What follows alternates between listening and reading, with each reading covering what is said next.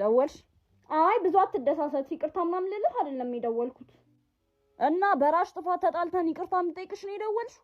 በእኔም ጥፋት ቢሆን አንተ ነህ ይቅርታ መጠየቅ ያለብህ። እንዴ ማን ስለሆንሽ ነው አንቺ አጥፍተሽ እኔ ይቅርታ የምጠይቅሽ? እሺ ይቅርታ ለመጠየቅ ካልሆነ ለምንድን ነው የደወልሽው? እኔማ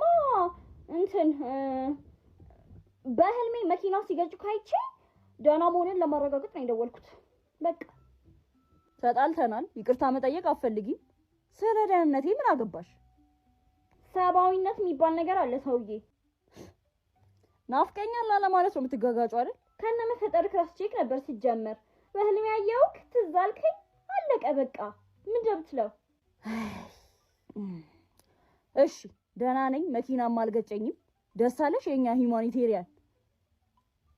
ጨረሽ?